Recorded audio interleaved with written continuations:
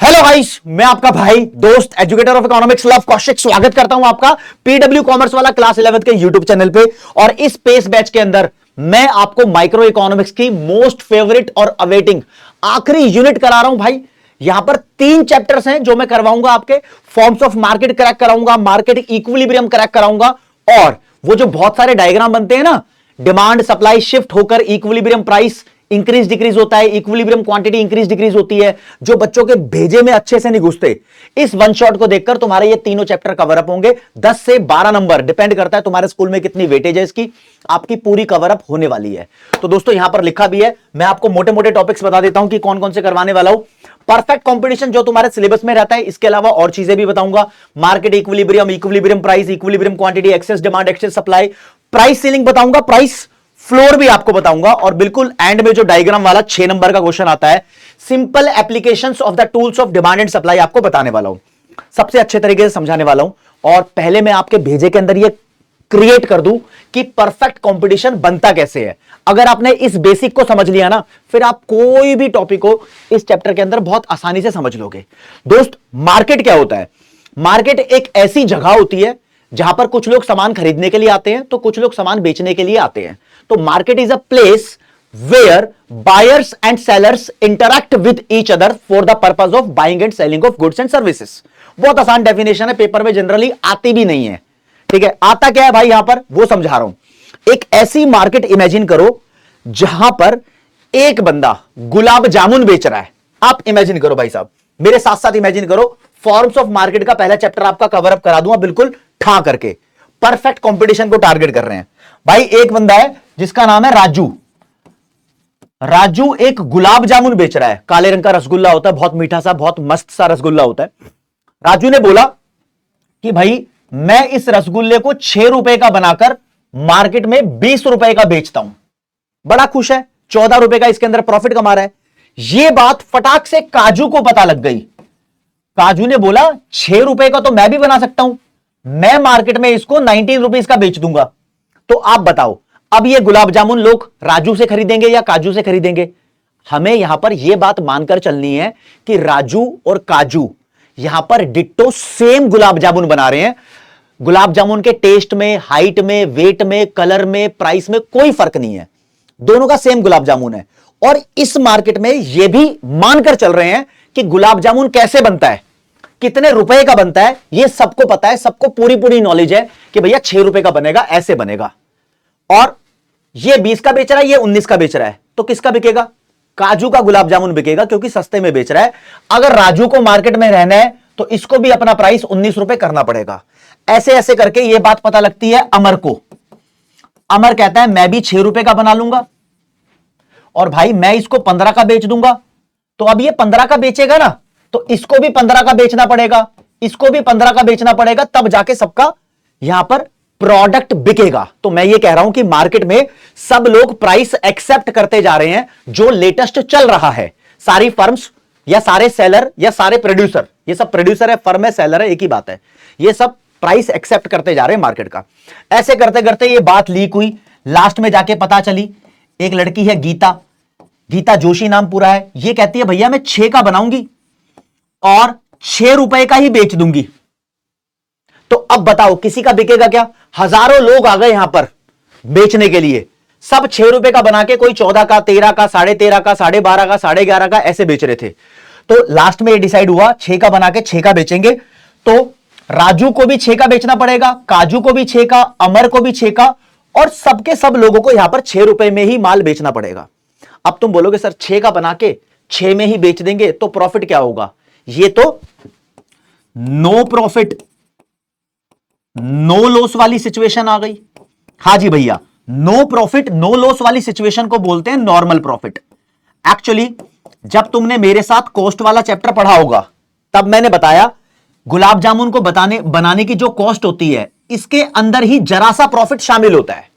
अगर मान लो सब लोग एग्जैक्टली 5.5 रुपए में, 5.5 रुपीज में गुलाब जामुन बना रहे हैं, तो वो जानबूझकर इकोनॉमिक्स में उसका रेट 6 रुपए बचाते हैं, क्योंकि 6 का माल बना के अगर वो 6 में ही बेच देंगे तो दुनिया को बताएंगे हमने 0 प्रॉफिट कमाया। लेकिन इस बीच में वो जरा सा प्रॉफिट 0.5 का कमा चुके हैं। ये मिनिमम लेवल ऑफ प्रॉफिट होता है।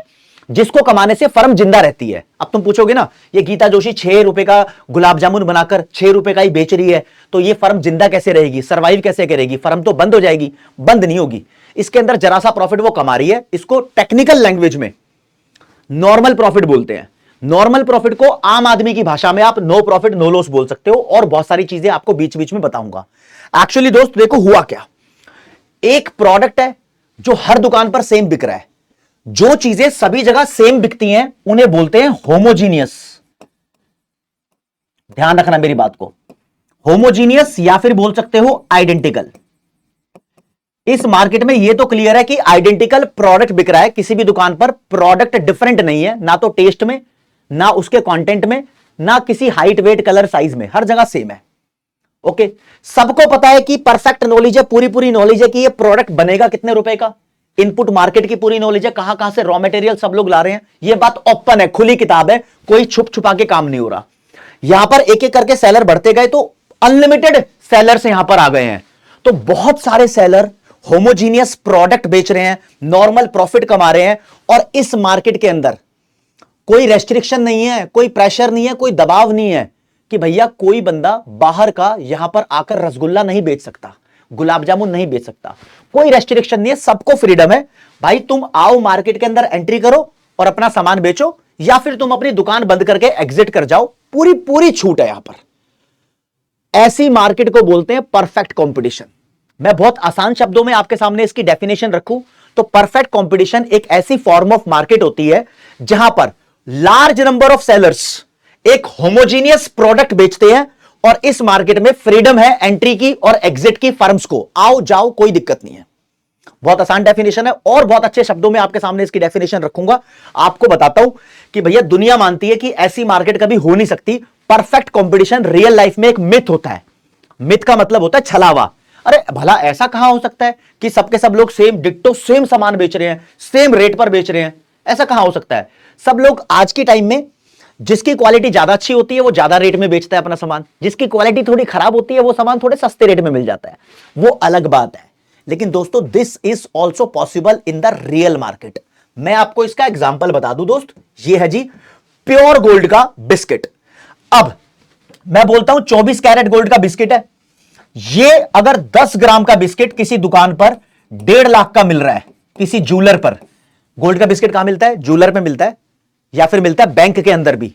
तो बैंक और जूलर अनलिमिटेड नंबर्स के हैं इंडिया के अंदर। आप देखो लार्ज नंबर ऑफ सेलर है, सबके सब लोग गोल्ड का बिस्किट बेच रहे हैं। कोई भी अब जो मार्केट में रेट चल रहा है उससे ज्यादा का नहीं बेच सकता और कम का नहीं बेच सकता। कम का बेचेगा तो उसको नुकसान हो जाएगा, ज्यादा का बेचेगा तो ग्राहक को पता है, पूरी पूरी नॉलेज है, न्यूज़पेपर में, टीवी के अंदर, हर जगह नॉलेज आती है डेली कितना रेट है गोल्ड का। तो भैया ये एक सही एग्जांपल है जो ज्यादातर फीचर्स को सेटिस्फाई कर रहा है परफेक्ट कंपटीशन की। ऐसे ही दोस्तों कोई फॉरेन करेंसी की मार्केट देख लो, जहां पर हम डॉलर खरीदने जाते हैं, मान लो जी 90 रुपए का एक अमेरिकन डॉलर मिल रहा है अभी हाल फिलहाल, तो हर दुकान पर वो 90 रुपए का ही मिलेगा। कोई 91 का देगा तो तुम खरीदोगे नहीं, क्योंकि खरीदने वाले को नॉलेज होती है, पूरी अखबार पढ़ के जाता है या फिर न्यूज में देख के जाता है, इंटरनेट पे देख के जाता है, पूरी परफेक्ट नॉलेज है सबको कि कितने का कहां सामान मिल रहा है। अब इसने अगर तुम्हें सस्ते में बेच दिया तो इसका नुकसान हो जाएगा, तो ये सस्ते में भी नहीं बेचेगा। तो परफेक्ट कंपटीशन मार्केट में जो प्राइस चलता है वो प्राइस लगभग हर जगह पर सेम मिलता है, आपको सेम प्राइस चलता है। अच्छा, इसके बारे में और बताने से पहले मैं आपको समझाना चाहूंगा दोस्त, एक्चुअली जो फॉर्म्स ऑफ मार्केट का टॉपिक है, मार्केट की कितनी फॉर्म्स होती है, कितनी टाइप्स होती है, इसको 2 पार्ट में क्लासिफाई करते हैं। एक होता है परफेक्ट कंपटीशन जो तुम्हारे सिलेबस में है, ये ऐसा कंपटीशन है जहां पर बहुत सारे सेलर्स हैं और सबके सब लगभग सेम सामान बेच रहे हैं। दूसरा होता है इम्परफेक्ट कंपटीशन। इम्परफेक्ट कंपटीशन के अंदर सेम प्राइस नहीं होता, इतना तुम सोच के चलो, हर दुकान पे अलग प्राइस भी हो सकता है, राइट। इसके अंदर 3 वैरायटी होती है। एक होती है मोनोपोली। मोनोपोली एक ऐसी मार्केट है जहां पर एक अकेला दुकानदार होता है, सिंगल दुकानदार, गांव में अकेली दुकान है भैया, वही सामान बेचेगा और कोई उसके कंपटीशन में है ही नहीं। Imperfect competition. मोनोपोलिस्टिक कंपटीशन एक ऐसा कंपटीशन होता है जहां पर दुकानदार तो बहुत सारे होते हैं लेकिन सब लोग सेम गुलाब जामुन नहीं बेच रहे, जैसा कि रियल मार्केट में होता है। अब हर हलवाई की दुकान पे अलग गुलाब जामुन मिलता है, किसी का साइज अलग होता है, किसी का टेस्ट अलग होता है। नहाने के साबुन की मार्केट, अब कितने सारे नहाने के साबुन है, सब अलग अलग मिलते हैं, वो होमोजीनियस नहीं होते। अगर होमोजीनियस हुए तो परफेक्ट कंपटीशन की तरफ जाएंगे। लेकिन यहां पर अलग अलग है, अलग अलग को बोलते हैं हेट्रोजीनियस प्रोडक्ट या फिर डिफरेंशिएटेड प्रोडक्ट इस मार्केट में बेचा जाता है। अब तीसरी है जी ओलिगोपोली मार्केट। ओलिगोपोली मार्केट ऐसी मार्केट होती है जहां पर ना तो सिंगल सेलर होगा, ना अनलिमिटेड बहुत सारे सेलर्स होंगे, बल्कि यहां पर किसी भी सामान को बेचने के 2 से 10 के बीच में सेलर्स होंगे। इसको फ्यू सेलर्स बोलते हैं और ये बहुत बड़े होते हैं। जैसे कि इंडिया की cold drink market, national level पे देखो तो 2 ही ब्रांड सबसे बड़े हैं, पेप्सी और कोका कोला, तो 2 ही सेलर है। अब तुम बोलोगे सर लिम्का भी है, थम्स अप भी है, अरे ये कोका कोला के अंदर ही आते हैं, राइट, तो 2 ही सेलर है। सीमेंट की देखो, सीमेंट की भी 10 से ज्यादा कंपनियां नहीं मिलेगी आपको। टेलीकॉम की देखो, एयरटेल, जियो, बीएसएनएल, वोडाफोन आइडिया, मामला खत्म। पेट्रोल बेचने वाली कंपनियां, ये सब ओलिगोपोली होती है। एक्चुअली ग्रीस देश की भाषा का शब्द है दोस्त मेरे। पोली का मतलब होता है फर्म, मोनो का मतलब होता है सिंगल, जैसे कि तुम, तो सिंगल फर्म मोनोपोली। ओलिगो का मतलब होता है फ्यू और पोली का मतलब होता है फर्म। तो फ्यू फर्म्स जहां पर है 2 से लेकर 10 के बीच में, एक होगी तो मोनोपोली, एक से ज्यादा हुई तो ओलिगोपोली, और जहां इससे भी ज्यादा हुई तो उसको बोलते हैं मोनोपोलिस्टिक कंपटीशन। ये तीनों तुम्हारे सिलेबस में नहीं है, लेकिन मैंने इसलिए बता दिया क्योंकि भविष्य में तुम्हारे काम आएंगे। तुम्हारे सिलेबस में ये है जो थोड़ा सा इमेजिनरी है, कम प्रैक्टिकल है, लेकिन है जो तुम्हें पढ़ना है भाई साहब।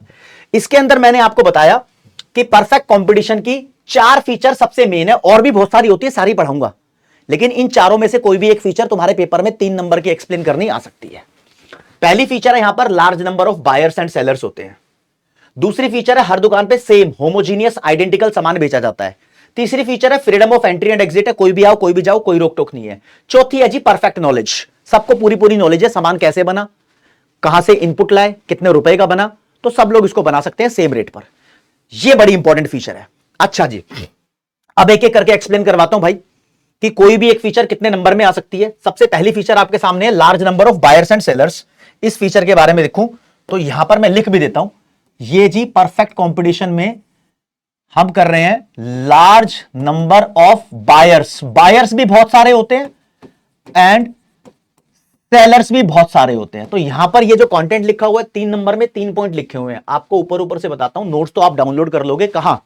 पीडब्ल्यू की मोबाइल ऐप में जाओगे, वहां पर पेस बैच सर्च करोगे तो पेस बैच के अंदर आपको ये सारे नोट्स मिल जाएंगे। आपके पेपर में जब ये क्वेश्चन आएगा कि इस फीचर को एक्सप्लेन करो, तो आप ऑब्वियसली ये तो बताओगे कि इस मार्केट में नंबर ऑफ बायर्स और सेलर्स बहुत सारे होते हैं, मल्टीपल होते हैं। लेकिन मेरे दोस्तों इस बात से हमें यह सीखने को मिलता है कि बहुत सारे सेलर हैं, तो कोई भी सेलर जानबूझकर मार्केट में जो प्राइस चल रहा है उसको छेड़ नहीं सकता, क्योंकि इतने सारे सेलर हैं कि एक सेलर मार्केट में टोटल सप्लाई का बहुत स्मॉल पोर्शन बेच पा रहा है। तो बहुत स्मॉल पोर्शन एक सेलर बेच पा रहा है, तो वो किसी बायर को इन्फ्लुएंस नहीं कर सकता ये बोल के कि यार मैं तेरे को सस्ते में दे दूंगा या महंगे में दे दूंगा, नहीं कर सकता।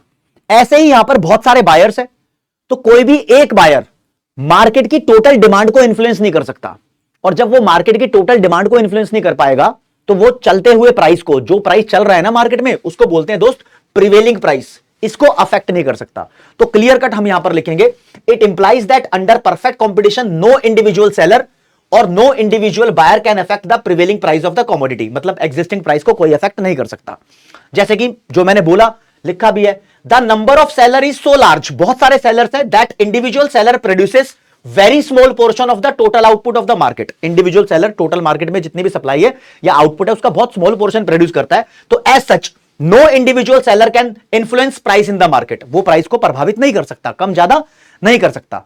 भाई साहब देखो, अगर मैं मार्केट में इतना बड़ा सेलर हूं कि मैं मार्केट का ज्यादातर आउटपुट खुद कंट्रोल करता हूं, तो मैं अपनी मर्जी का प्राइस सेट कर सकता हूं, लेकिन नहीं, सब बराबर है यहां पर, राइट, तो नहीं कर सकता। Okay, similarly the number of buyer is so large, buyer भी बहुत सारे हैं, that individual buyer purchase insignificant portion of the total output, एक इंडिविजुअल बायर मार्केट में टोटल आउटपुट का बहुत स्मॉल पोर्शन, जो इतना सिग्निफिकेंट नहीं है, इतना इंपॉर्टेंट नहीं है, वही खरीद रहा होता है। अगर देखो मैं मार्केट में इतना बड़ा खरीदार होता कि मैं सबसे बोलता भाई 90% सामान तो तुम्हारा मैं ही खरीद लूंगा, तो बता सस्ता लगाएगा तो बंदे लगा लेते। लेकिन इस मार्केट में ऐसा हम मान के चलते हैं कि बायर इतनी बड़ी क्वांटिटी नहीं खरीद रहा, तो as such no individual buyer can influence the price of the commodity, जो भी एग्जिस्टिंग प्राइस चल रहा है उसको इन्फ्लुएंस नहीं कर सकता। एक फीचर का 3 नंबर का कंटेंट पढ़ लिया, अगली फीचर का पढ़ो, होमोजीनियस प्रोडक्ट, मतलब हर दुकान पे सेम सामान मिल रहा है। अब जब हर दुकान पे सेम सामान है तो वो सामान एक दूसरे का परफेक्ट सब्स्टिट्यूट है। सब्स्टिट्यूट मतलब सिमिलर है, सिमिलर ही है। और मैंने इलास्टिसिटी ऑफ डिमांड के वन शॉट में आपको समझाया था कि जिस कॉमोडिटी के जितने ज्यादा सब्स्टिट्यूट होते हैं उसकी प्राइस इलास्टिसिटी उतनी ज्यादा होती है। अब यहां पर सब्स्टिट्यूट तो बिल्कुल एग्जैक्ट सेम है, तो यहां पर इलास्टिसिटी हाईएस्ट होगी। कितनी हो सकती है elasticity highest? Infinite, infinite value होती है। तो ये सारी बातें हमें यहां पर लिखनी है। इसकी फीचर में हम बोलेंगे, सबसे पहले मीनिंग बताने की कोशिश करेंगे। होमोजीनियस प्रोडक्ट वाली फीचर आई है, तो under perfect competition firm sell homogeneous product. Homogeneous product are those product that are similar in every respect like quality, weight, color, size etc. they are perfect substitute of one another। एक दूसरे के पूरे पूरे similar चीज होती है। तो हर दुकान पर सेम सामान मिल रहा है, तो कोई दुकानदार ये नहीं बोल सकता कि भाई मेरा सामान क्वालिटी में अच्छा है, मैं ज्यादा रेट चार्ज करूंगा, ऐसे नहीं बोल सकता इस मार्केट में।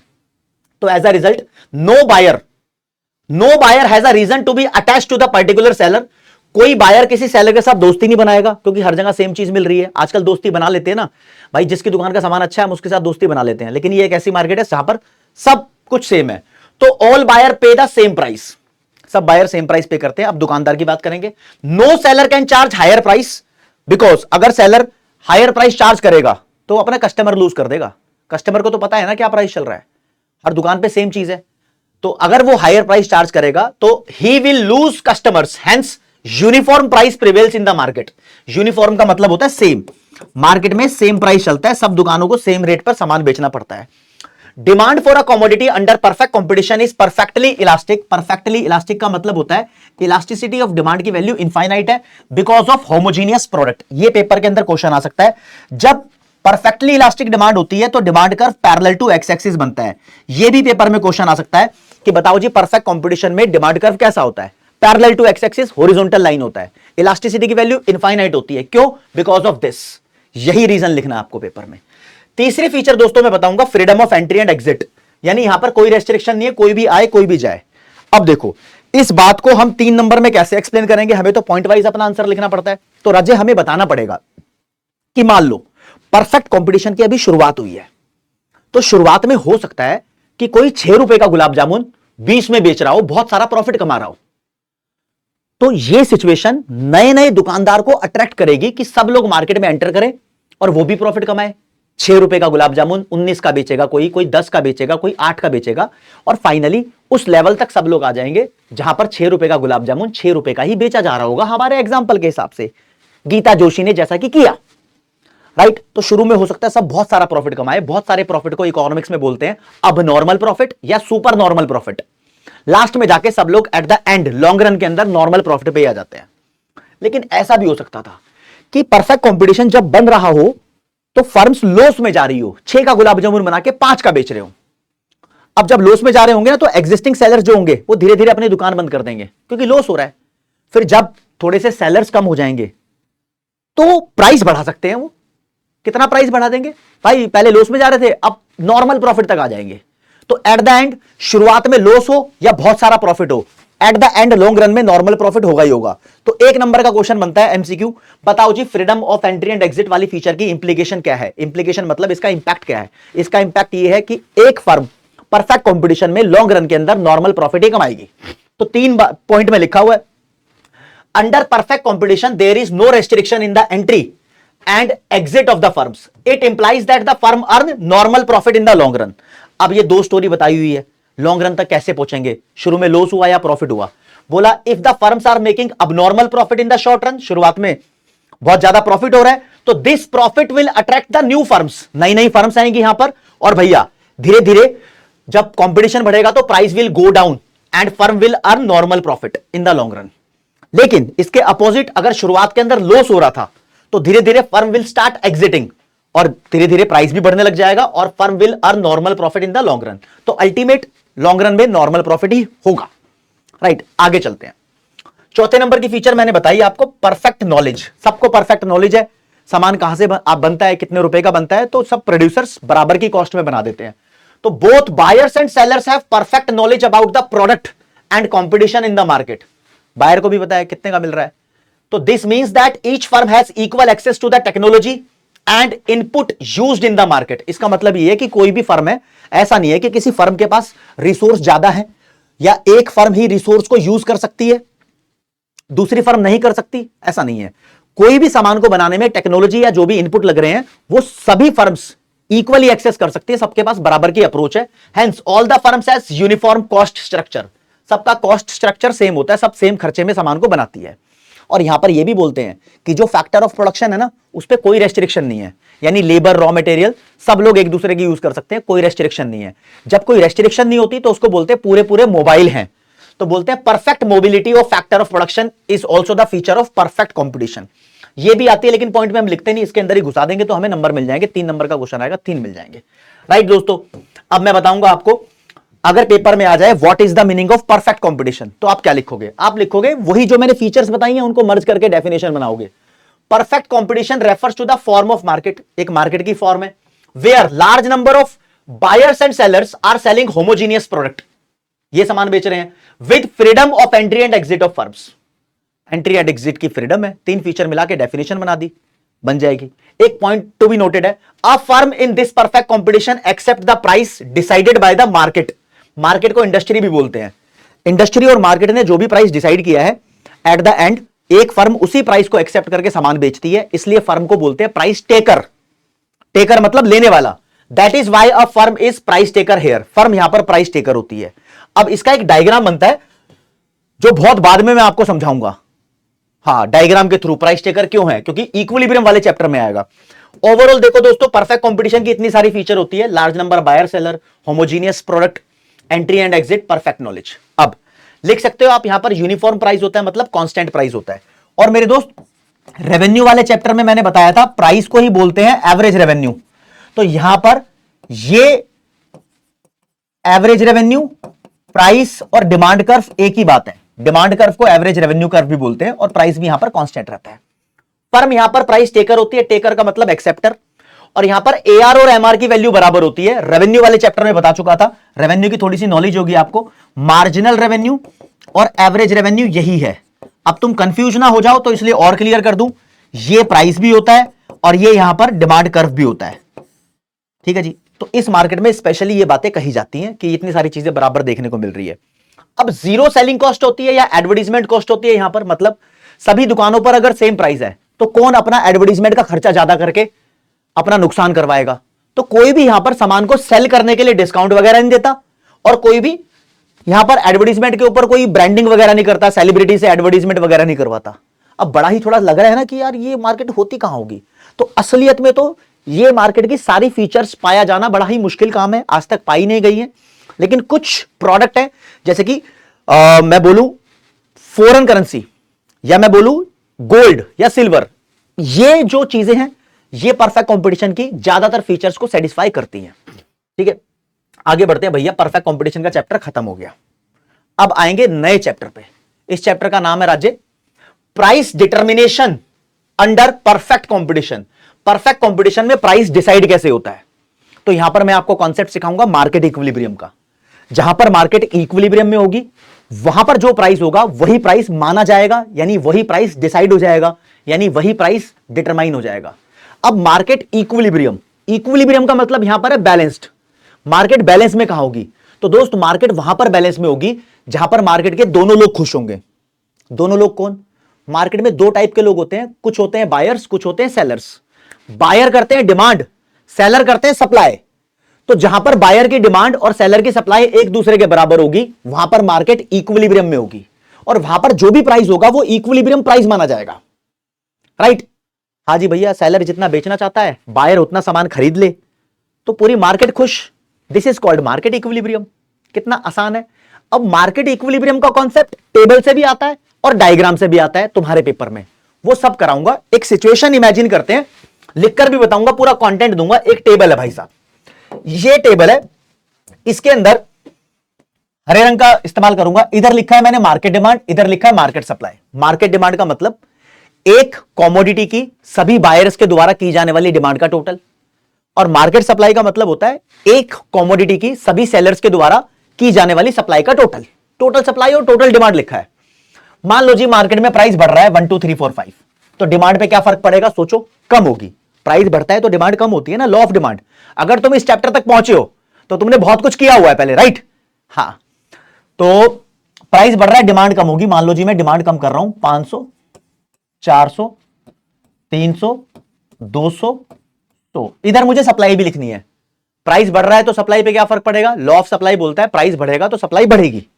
इधर सप्लाई बढ़ा दो, 100, 200, 300, 400, 500। राज्य में एक सिचुएशन देख पा रहा हूं, ये वाली सिचुएशन, यहां पर आप मुझे देखोगे कि सप्लाई का क्वांटिटी और डिमांड का क्वांटिटी बराबर है।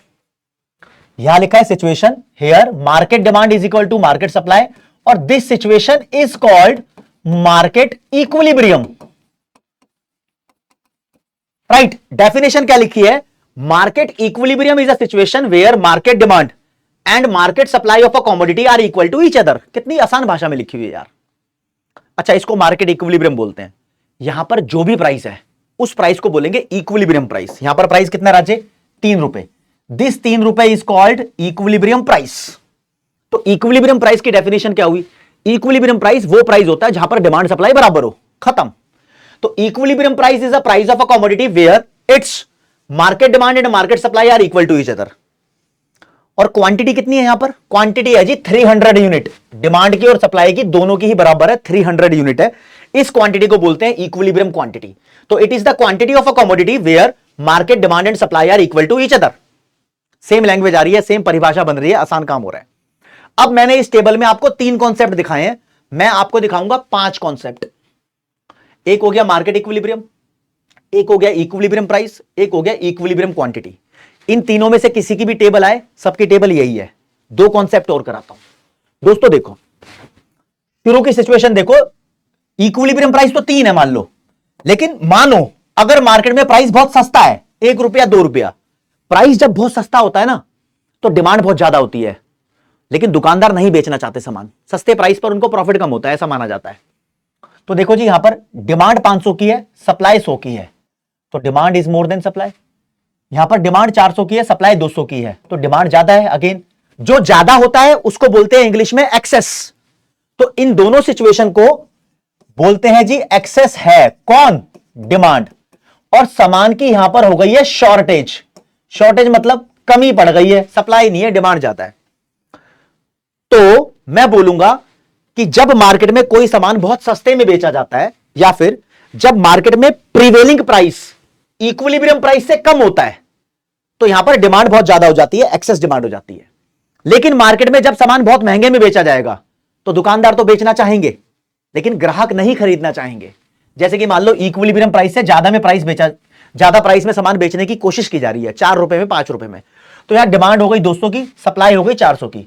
तो डिमांड कम है, सप्लाई ज्यादा है, जिसकी तरफ दोनों मुंह खुले हैं वो बड़ा होता है। और प्राइस बढ़ा दो, डिमांड और गिर जाएगी, सप्लाई और बढ़ जाएगी। तो डिमांड कम, सप्लाई ज्यादा। तो ये दोनों सिचुएशन में सप्लाई ज्यादा है, ज्यादा को बोलते हैं एक्सेस। एक्सेस कौन है? सप्लाई। तो इसको एक्सेस सप्लाई या फिर सरप्लस की सिचुएशन बोलते हैं। सरप्लस मतलब ज्यादा माल अवेलेबल है दुकान पे, बायर खरीदना नहीं चाह रहे। तो एक्सेस डिमांड और एक्सेस सप्लाई का सेपरेट क्वेश्चन आ सकता है। ये 5 कॉन्सेप्ट की एक टेबल है। अब मैं इन सब 5 कॉन्सेप्ट्स को डायग्राम में भी दिखाऊंगा, फर्रा भी दूंगा। पेपर में कैसा क्वेश्चन आएगा, तुम कैसे आंसर लिखोगे, हर एक चीज will be provided. Dev ji ले। मैंने बोला राज्य डिमांड कर्व सप्लाई कर्व आपको बनाने आते हैं, ये लो जी। आपको जब भी पेपर में आएगा क्वेश्चन तो प्राइस लिखना वाई एक्सिस पे, ऐसे भी लिख देना इन रुपीस, टीचर खुश हो जाता है। क्वांटिटी लिखना एक्स एक्सिस पे, ऐसे भी लिख देना नीचे इन यूनिट्स, चेकर खुश होता है कि प्रेजेंटेशन बहुत बढ़िया है। फिर भाई एक बनाएंगे मार्केट डिमांड कर्व, पूरी मार्केट की डिमांड का कर्व है। फिर बनाएंगे मार्केट सप्लाई कर्व, पूरी मार्केट की सप्लाई का कर्व है। एक्चुअली दोस्तों मार्केट में 2 तरीके की ताकत होती है। ताकत मतलब फोर्स। एक बायर के पास फोर्स होती है, एक सेलर के पास फोर्स होती है। बायर की फोर्स को बोलते हैं डिमांड, सेलर की फोर्स को बोलते हैं सप्लाई। तो मार्केट फोर्स 2 होती है, एक डिमांड एक सप्लाई। ऐसा भी क्वेश्चन क्रिएट हो सकता है।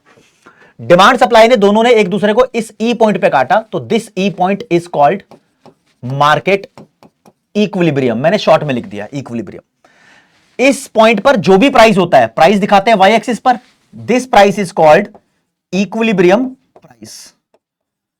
इस पॉइंट पर जो भी क्वांटिटी होती है, क्वांटिटी एक्स एक्सिस पे दिखाते हैं, this quantity is called equilibrium quantity. कुछ ना कुछ नाम देना होता है तो मैंने क्यों दे दिया।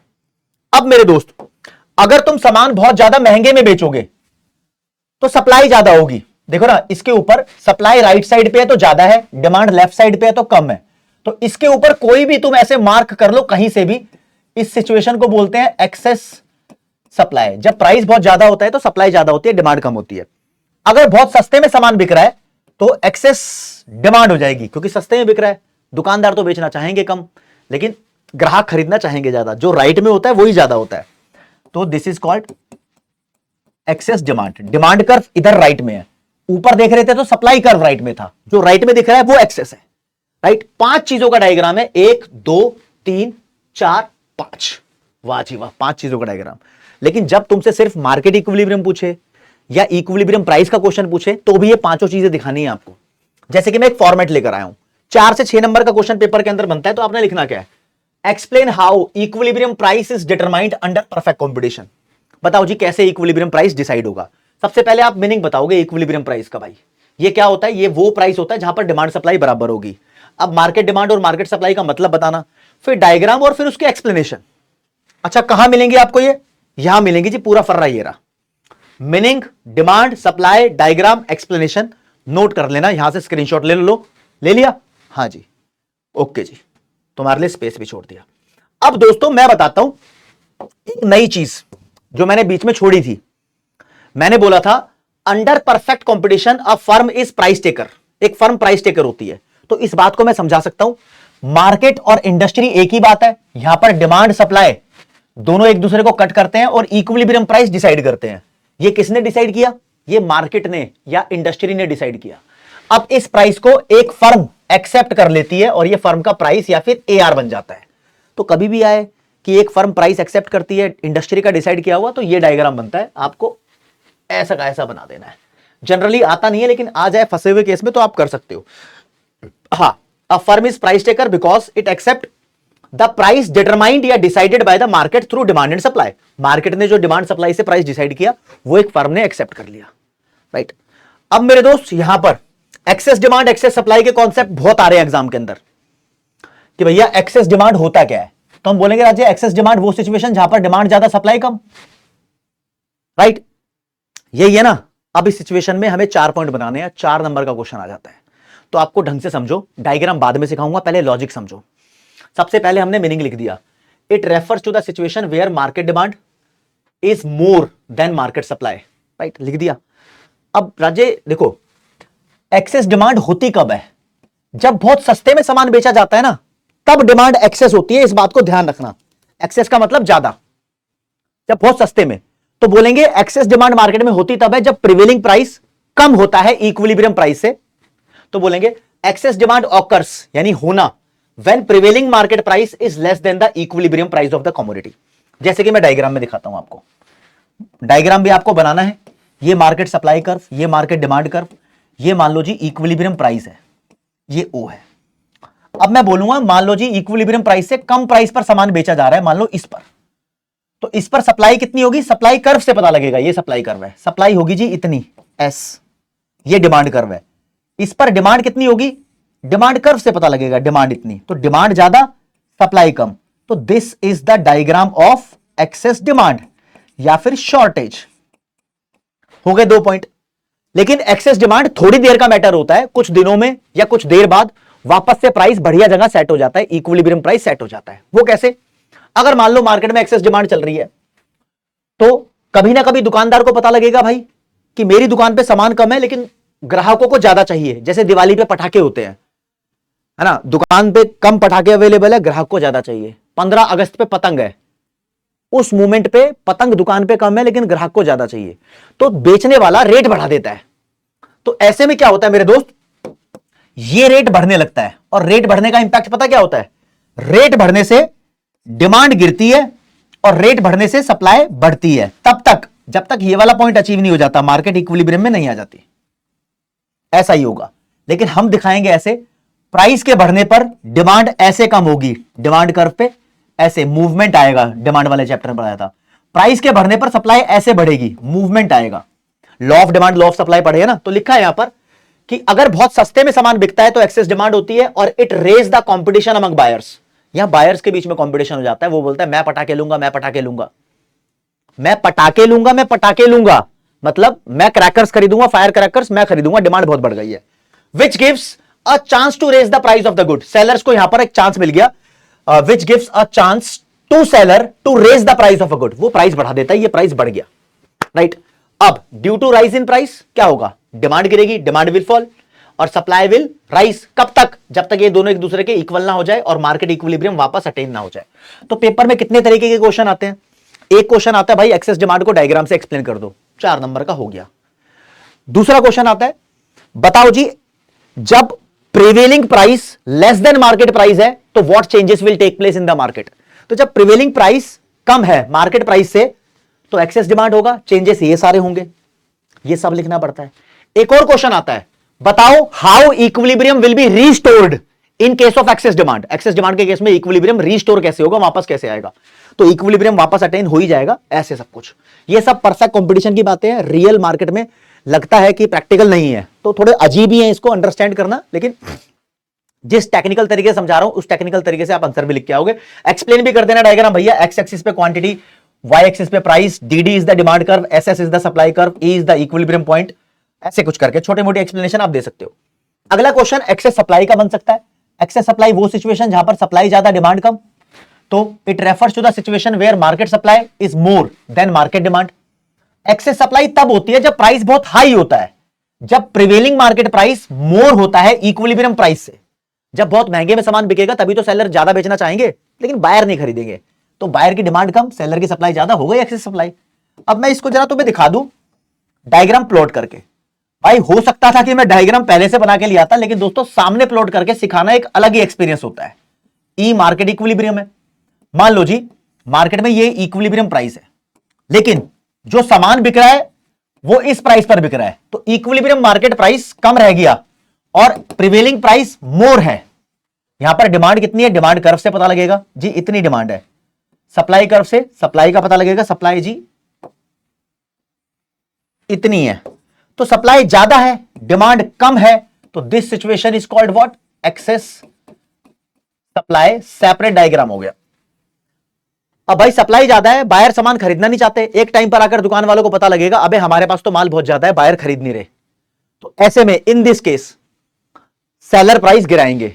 तो बोलते हैं in this case seller are enable to sell whatever they want, जो भी बेचना चाहते हैं बेच नहीं पा रहे, it leads to fall in the price of the commodity. तो इसकी वजह से धीरे धीरे प्राइस फॉल होगा। और राज्य जब प्राइस फॉल होता है ना, तो जो ये डिमांड है ये धीरे धीरे बढ़ने लगेगी, प्राइस फॉल होने की वजह से सप्लाई गिरने लगेगी। क्या लिखा भाई, डिमांड राइज होने लगेगी, सप्लाई फॉल होने लगेगी। अब डायग्राम से कैसे दिखाते हैं भाई, प्राइस गिर रहा है तो डिमांड में ऐसे मूवमेंट आएगा, राइज हो गई, सप्लाई में ऐसे मूवमेंट आएगा, फॉल हो गई, तब तक जब तक ये पॉइंट अचीव नहीं हो जाएगा, इक्विलिब्रियम अचीव नहीं हो जाएगा, जब तक मार्केट डिमांड सप्लाई एक दूसरे के इक्वल नहीं आएगी।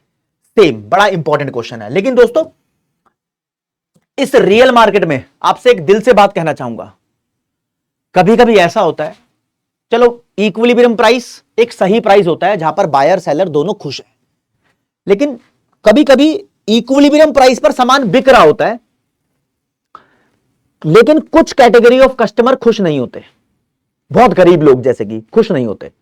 मान लो जी कोई प्रोडक्ट है जिसका इक्विलिब्रियम प्राइस 10 रुपए सेट किया गया, लेकिन कुछ गरीब लोग कह रहे हैं भैया हम 10 रुपए में भी इसको खरीद नहीं पा रहे हैं, तो सरकार क्या करेगी, सरकार कहेगी ऐसे तैसे करा, नहीं खरीद पा रहा तो। लेकिन अगर यह सामान बहुत जरूरी हुआ, बेसिक नीड वाला हुआ, दवाई हुई, कोई खाने का सामान हुआ, तो सरकार बोलेगी कुछ जुगाड़ करते हैं तेरे लिए। तो सरकार को अगर लगता है कि इक्विलिब्रियम प्राइस सही नहीं है, तो कभी कभी सरकार बीच में घुसती है और प्राइस को सेट करवाती है। जब सरकार बीच में आकर प्राइस को सेट करवाती है तो बोलते हैं this is called price control by the government. सरकार यहां पर प्राइस को कंट्रोल कर रही है, हमेशा नहीं करती, कभी कभी सरकार ऐसा करती है। फॉर एग्जाम्पल मैं आपसे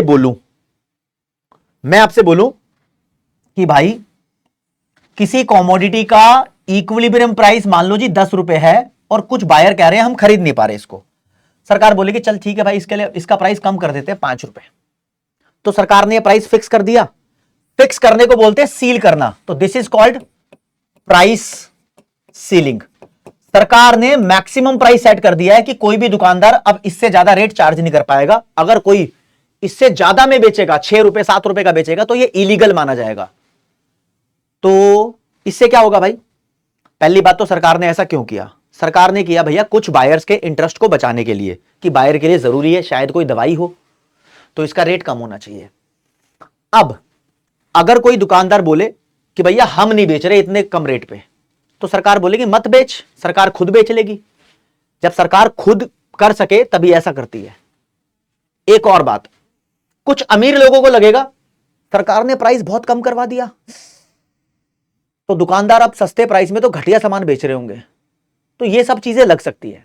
तो पेपर में 4 नंबर का कॉन्सेप्ट आता है, प्राइस सीलिंग क्या होता है, प्राइस सीलिंग किसके लिए होता है, प्राइस सीलिंग का रियल लाइफ एग्जांपल बताओ, और बताओ प्राइस सीलिंग की इंप्लीकेशन क्या होगी। तो सबसे पहली बात, प्राइस सीलिंग एक वो मैक्सिमम अमाउंट होता है जिससे ज्यादा एक दुकानदार चार्ज नहीं कर सकता। ये बायर के लिए होता है। रियल लाइफ में इसका एग्जांपल है फूड और मेडिसिन के प्राइसेस में इसको सरकार आती है। इसका इंप्लीकेशन क्या हो सकता है, कुछ दुकानदार अपनी दुकान बंद कर देंगे तो सरकार यहां पर राशन की दुकान से सामान बेचना स्टार्ट कर देगी। एक और हो सकता है, कुछ दुकानदार इतने चालाक हो सकते हैं, हम जाएंगे दुकान पे, बोलेंगे जी 5 रुपए की दवाई दे दो, दुकानदार बोलेगा है ही नहीं, बोलेगा है ही नहीं, मतलब दुकानदार दुकान पे बोलेगा अनअवेलेबल है माल, फिर जब पीछे से उसको हायर रेट पे बेच देगा। चालाकी करते हैं दुकानदार, सरकार ने रेट बहुत कम फिक्स किया, दुकानदार बोलते हैं है ही नहीं, फिर पीछे से बेच रहे होते हैं दरवाजा खोल के। इसे बोलते हैं ब्लैक मार्केटिंग। इलीगल तरीके से दुकानदार महंगे में इसको बेचेगा सामान को, तो यह भी हो सकता है इसकी वजह से। ब्लैक मार्केटिंग को होर्डिंग भी बोलते हैं, स्पेलिंग दिखा दूंगा अभी। चलो जी ना, 4 नंबर का क्वेश्चन आएगा, क्रैक करते हैं। लब सर सीधी सीधी बात करो। हाँ जी चलो जी, आएगा जी what is maximum price ceiling. सिर्फ प्राइस सीलिंग आए या मैक्सिमम प्राइस सीलिंग आए एक ही बात है, क्योंकि मैक्सिमम प्राइस सेट किया गया है। What are its implication, show करो इसको ग्राफिकली। तो जब भी ग्राफिकली शो करना हो तो राजीव वही, ये डिमांड ये सप्लाई, और ये इक्विलिब्रियम प्राइस है। तो सरकार कभी भी सील करती है प्राइस तो सस्ता प्राइस सील करती है ताकि खरीदने वालों को फायदा है। This is called price ceiling या फिर मैक्सिमम प्राइस सीलिंग, कुछ भी बोल दो इसको, राइट। अच्छा जी, सबसे पहले डेफिनेशन आएगी, it is a maximum legal amount. ये मैक्सिमम लीगल अमाउंट है जो एक प्रोड्यूसर चार्ज कर सकता है, right. It is done by the government to protect the interest of buyers. ये बायर्स के लिए सरकार ऐसा करता है। सरकार ने हाउस रेंट कंट्रोल कर रखा है, ऐसे घर का कितना किराया होना चाहिए सरकार ने डिसाइड किया हुआ है। लोग मानते हो ना मानते हो उसकी बात अलग है। फूड आइटम्स और मेडिसिन में रियल लाइफ में सरकार ऐसा करती है। इसकी इंप्लीकेशन है, इट लीड्स टू शॉर्टेज और एक्सेस डिमांड। इसकी वजह से भाई एक्सेस डिमांड हो सकती है, प्राइस एक्चुअली बहुत कम है तो यहां पर डिमांड ज्यादा और सप्लाई कम हो सकती है बिल्कुल, इट इज पॉसिबल। प्रॉब्लम हो सकती है अब, लेकिन सरकार को प्रॉब्लम से बड़ा लगता है बायर्स का दुख। इनको सामान मिलना चाहिए, दवाइयां मिलनी चाहिए। द कंज्यूमर में गेट इंफीरियर क्वालिटी प्रोडक्ट। कुछ कंज्यूमर को लग सकता है कि भाई बहुत सस्ते में सामान मिल रहा है तो घटिया क्वालिटी का होगा, इंफीरियर मतलब घटिया। कुछ दुकानदार में लीड टू होर्डिंग और ब्लैक मार्केटिंग। कुछ लोग इलीगल तरीके से इसको हायर प्राइस पर बेचेंगे, this is called black marketing या होर्डिंग। या फिर कभी कभी सरकार does rationing through fair price shop. Fair price shop को बोलते हैं राशन शॉप। सरकार राशन के थ्रू सामान बांटेगी, दिस इज कॉल्ड राशनिंग। सरकार खुद बांट सकती है भैया सामान इससे निपटने के लिए। लेकिन ये तो सरकार ने किसके लिए किया, ग्राहक के लिए किया। ग्राहक मतलब बायर के लिए किया। कभी कभी सरकार को लगता है कि प्रोड्यूसर परेशान है। प्रोड्यूसर कौन होता है, कंपनी का मालिक, फैक्ट्री का मालिक। लेकिन दोस्तों एक फार्मर भी प्रोड्यूसर है। फार्मर भी तो गेहूं चावल बनाता है, वो भी प्रोड्यूसर है। कभी कभी फार्मर भी कंप्लेंट करता है सरकार को, भाई जो ये इक्विलिब्रियम प्राइस सेट किया है आपने, इससे मेरा पेट नहीं भर रहा, मेरा घर नहीं चल रहा। सरकार बोलती है फिर तो ज्यादा रेट चार्ज कर ले। सरकार क्या बोलती है देखते हैं। सबसे पहले कंप्लेंट सुनते हैं। फार्मर जी आते हैं, सरकार को बोलेंगे ये डिमांड कर्व, ये सप्लाई कर्व, ये मार्केट इक्विलिब्रियम, ये 10 रुपए का गेहूं का प्राइस सेट हुआ है।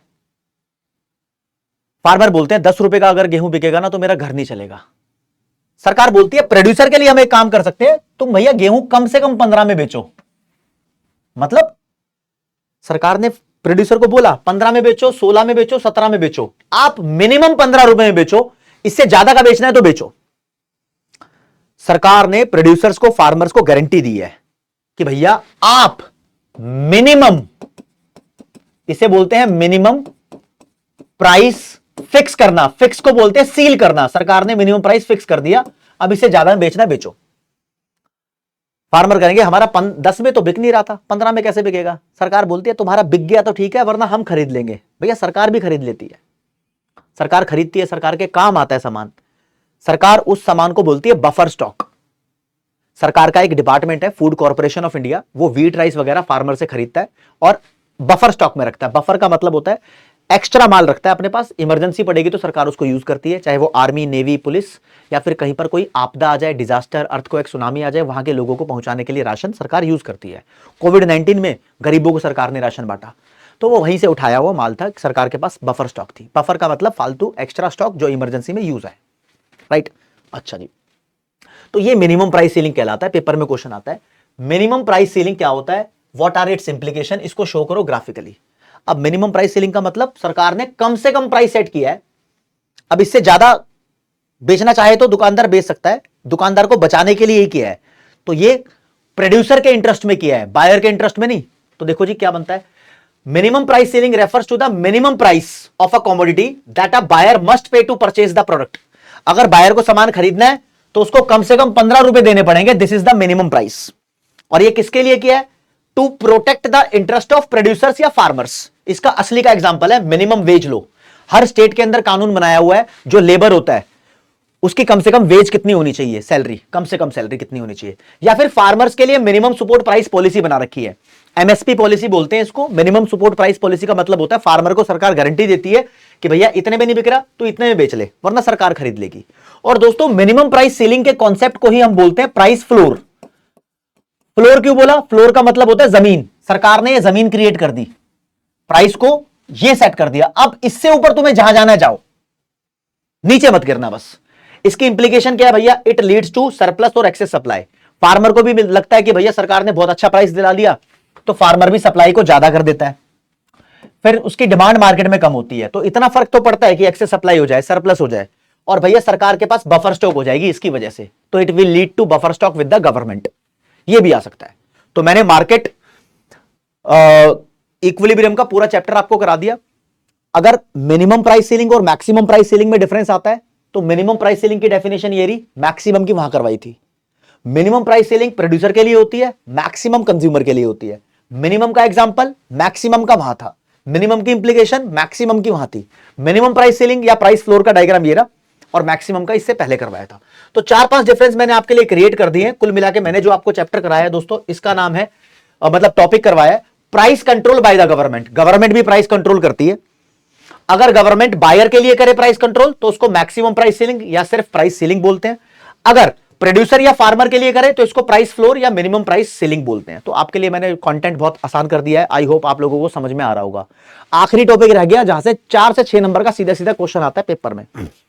वो कौन सा टॉपिक है भाई, अभी दिखाता हूं। लो जी, यहां से सुनाता हूं आपको। मैंने बोला था ये लो, आजा कातिया, कहां गया ये वाला। Simple application of the tool of demand and supply. मतलब डिमांड एंड सप्लाई के टूल्स का क्या यूज है, सिंपल यूज क्या यूज है दोस्त। यहां पर मैं यह बताने की कोशिश करूंगा कि मार्केट जब इक्विलिब्रियम में है ऑलरेडी, उसके बाद डिमांड में कोई ऊंच नीच आती है या सप्लाई में कोई ऊंच नीच आती है, तो उसकी वजह से इक्विलिब्रियम प्राइस चेंज हो जाता है। 16 डायग्राम बनेंगे यहां पे, दुनिया बोलती है 12 अलग है, 4 अलग है, 16 बनेंगे। मैं सिखाता हूं आपको, और तुम्हें डायग्राम रटने नहीं है, तुम्हें डायग्राम पता होने चाहिए। फॉर एग्जाम्पल ये लो जी, मैं कहता हूं आपको एक डायग्राम पक्का आ जाना चाहिए। ये डायग्राम है जी मार्केट इक्विलिब्रियम का, सुनना जरा। ये इक्विलिब्रियम प्राइस है ओ से लेकर पी तक, ये इक्विलिब्रियम क्वांटिटी है ओ से लेकर क्यू तक। अब ये जो डिमांड है या ये जो सप्लाई है, ये इंक्रीज डिक्रीज हो जाए तो ये इक्विलिब्रियम प्राइस इंक्रीज डिक्रीज हो सकता है, और क्वांटिटी भी इंक्रीज डिक्रीज हो सकती है। कैसे होगी यही समझाना है।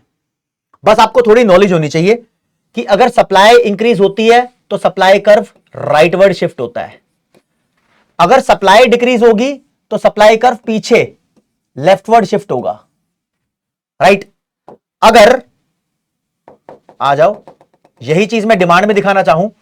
अगर डिमांड इंक्रीज होगी तो डिमांड कर्व राइटवर्ड शिफ्ट होगा, अगर डिमांड डिक्रीज होगी तो डिमांड कर्व लेफ्टवर्ड शिफ्ट होगा।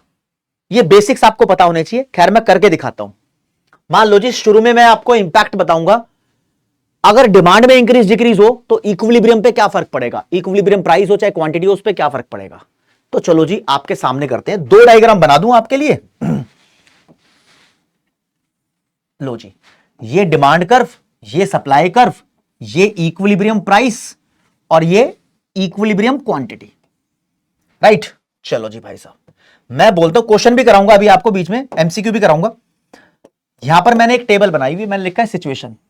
पेपर के अंदर क्वेश्चन आएगा, what will be the impact या फिर effect on market equilibrium price and equilibrium quantity of increase in demand और decrease in demand. Demand increase हो जाए या डिक्रीज हो जाए, उसका फर्क क्या पड़ेगा, ये क्वेश्चन आएगा। दिखाऊंगा अभी क्वेश्चन। तो आपको क्या करना है भैया, ये डिमांड कर्व है, अगर डिमांड इंक्रीज हो जाए ना तो आप चुपचाप से डिमांड कर्व को राइटवर्ड शिफ्ट कर दो। नया डिमांड कर्व आ गया D1 D1, बस इसको पढ़ा रहा हूं, इस वाले को आगे पढ़ाऊंगा। इसका मतलब कह रहा है डिमांड इंक्रीज हो गई। पेपर में लिखा हो सकता था, अगर नॉर्मल गुड्स के लिए इनकम बढ़ जाए या कस्टमर को कोई चीज ज्यादा टेस्टी लगे तो क्या फर्क पड़ेगा इक्विलिब्रियम पे। आप बोलोगे इनकम बढ़ने से भी डिमांड बढ़ती है, टेस्ट एंड प्रेफरेंस अच्छे होने से भी डिमांड बढ़ती है, तो डिमांड कर्व राइटवर्ड शिफ्ट हो जाएगा। और इसका फर्क ये पड़ेगा कि पुराना इक्विलिब्रियम ये था, इसको भूल जाओ, नया वाला ये आ गया। इस इक्विलिब्रियम पे प्राइस ये है जो कि पहले से ज्यादा है, इस इक्विलिब्रियम पे क्वांटिटी ये है जो कि पहले से ज्यादा है। तो आपका कंक्लूजन बनेगा इक्विलिब्रियम प्राइस भी इंक्रीज हो जाएगा और इक्विलिब्रियम क्वांटिटी भी इंक्रीज हो जाएगी, राइट। और जो इक्विलिब्रियम पॉइंट है पहले ई था, अब वो E1 की तरफ शिफ्ट हो जाएगा, ऐसे ऐसे ऐसे ऐसे। कितना आसान है, आपको सिर्फ शिफ्ट करना आना चाहिए। लेकिन अगर पेपर में क्वेश्चन आता है अगर डिमांड डिक्रीज हो जाए तो इक्विलिब्रियम पे क्या फर्क पड़ेगा, तो दोस्तों ये डायग्राम आपको सबसे पहले बनाना है। इक्विलिब्रियम का तो बना बनाया आपको आना चाहिए। डिमांड अगर डिक्रीज हो जाए तो डिमांड कर्व को हम लेफ्टवर्ड शिफ्ट कर देंगे, कहेंगे भैया पहले वाला इक्विलिब्रियम ये था E, अब नए वाला यहां पर आएगा, पुराने वाले को भूल जाओ, ये आ गया जी मान लो जी E1। यहां पर जो प्राइस है वो पहले से कम दिख रहा है, यहां पर जो क्वांटिटी है वो ये है जो कि पहले से कम है। तो हम बोलेंगे डिक्रीज इन डिमांड की वजह से इक्विलिब्रियम प्राइस भी गिर गया और इक्विलिब्रियम क्वांटिटी भी गिर गई, ये इंपैक्ट है। कितना आसान है ना। अब थ्योरी कैसे लिखनी होगी, कैसे सजाना होगा, ये सब बताऊंगा क्या, हाँ बताऊंगा भाई। ये तो मैंने आपको सीधा कंक्लूजन पे पहुंचना बता दिया, अभी बहुत कुछ बाकी है। लो जी मान लो जी एमसीक्यू भी बनते हैं, सीधा 1 नंबर का क्वेश्चन बनता है। ये आ गया जी, आपको लिखा हुआ यहां पर with a given supply curve, मतलब सप्लाई कर्व गिवन है, इसमें कोई बदलाव नहीं है। Decrease in demand causes what, demand अगर डिक्रीज हो जाएगी तो इससे क्या होगा भाई साहब, देखो डिमांड अगर डिक्रीज हो जाएगी तो उसकी वजह से प्राइस भी डिक्रीज और क्वांटिटी भी डिक्रीज। तो ये मैं ऑप्शन ढूंढूंगा, आप तो हैंड टू हैंड डायग्राम बना के देखोगे कि क्या इंपैक्ट आएगा। ध्यान रखना भाई, पहली बात आपको किसी भी डायग्राम का रट्टा नहीं मारना। दूसरी बात, डायग्राम बनाते कैसे हैं आपको ये सीखना है। तो आप देखो भैया ओवरऑल डिक्रीज हो जाएगा प्राइस और क्वांटिटी दोनों में। यहां लिखा है बट मतलब एक बढ़ रहा है एक कम हो रहा है। यहां लिखा है an overall decrease in price and decrease in equilibrium quantity, दोनों ही है भाई साहब।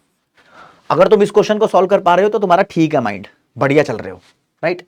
चलो जी, अब और क्वेश्चन कैसे बन सकते हैं भाई, देखो ये क्वेश्चन बन सकता है पेपर में, जो मैंने अभी तक करवाया आपको उसके हिसाब से बता रहा हूं। Market for a good is in equilibrium, एक कमोडिटी है जिसकी मार्केट इक्विलिब्रियम में, मान लो जी इक्विलिब्रियम में है, तो इसका मतलब ये है डिमांड सप्लाई बराबर है, ये वाला पॉइंट है इक्विलिब्रियम का, ये प्राइस है, ओरिजिन का पॉइंट O और ये क्वांटिटी, मार्केट इक्विलिब्रियम में, बढ़िया। अच्छा, there is an increase in the demand for this good, कहता भाई इस कमोडिटी की डिमांड बढ़ गई। डिमांड बढ़ने का मतलब होता है डिमांड का राइटवर्ड शिफ्ट हो जाए। आप डिमांड कर्व को राइटवर्ड शिफ्ट कर दो, D1 D1 बना दो, पहले मान लो कि D था, राइटवर्ड शिफ्ट हो गया, ये लो जी, ठीक है कर दिया। Explain the chain of effects, chain of effect का मतलब होता है स्टेप बाय स्टेप एक्सप्लेन करो कि अब क्या होगा। भाई ये देखो, तुम्हें तो एक बात पता है कि नया इक्विलिब्रियम पॉइंट आ जाएगा, इक्विलिब्रियम प्राइस पहले से ज्यादा हो गया और इक्विलिब्रियम क्वांटिटी पहले से ज्यादा हो गई। तो अपन इस क्वेश्चन के आंसर में यही लिखेंगे, सबसे पहले 2 लाइन खाली छोड़ेंगे, फिर ये डायग्राम बनाएंगे, फिर जो लाइन खाली छोड़ी थी उसमें भर देंगे कि भैया it will lead to increase in equilibrium price and increase in equilibrium quantity. ऊपर भर गया, अब नीचे डायग्राम है, डायग्राम को एक्सप्लेन करना है आपको स्टेप बाय स्टेप। तो स्टेप बनाने हैं, पहला स्टेप ये होगा कि हमने डिमांड कर्व शिफ्ट किया, DD से D1 D1 तक राइटवर्ड शिफ्ट हो गया। अब इस शिफ्ट से होता क्या है, लॉजिक पे लॉजिक पढ़ने हैं। देखो जी भाई साहब, अब मैं आपको यहां समझाता हूं। ये डिमांड, ये सप्लाई, ये प्राइस, ये क्वांटिटी। क्या बोले, डिमांड बढ़ गई, डिमांड बढ़ गई जी। इसी प्राइस पर पहले इतनी थी डिमांड सप्लाई दोनों, अब इसी प्राइस पर डिमांड इतनी हो गई। सिर्फ कौन बढ़ा, सिर्फ और सिर्फ डिमांड बढ़ी, सप्लाई अभी भी यही है। तो ये जो हिस्सा है लाल रंग का, जो बीच का हिस्सा है, डिमांड इतनी है, सप्लाई इतनी है, दिस हिस्सा चाहे ये हो, इसको बोल सकते हैं एक्सेस डिमांड। बहुत ही अलग तरीका है एक्सेस डिमांड को दिखाने का, लेकिन ये हमने इसलिए बोला क्योंकि यहां पर डिमांड ज्यादा है, सप्लाई कम है। अभी स्टेप बाय स्टेप एक्सप्लेनेशन बता रहा हूं। This is called chain effect या chain rule of explaining that diagram. अच्छा जी, फिर राज्य, जब डिमांड ज्यादा है सप्लाई कम है, तो हाई डिमांड होने के कारण यहां पर प्राइस बढ़ेगा।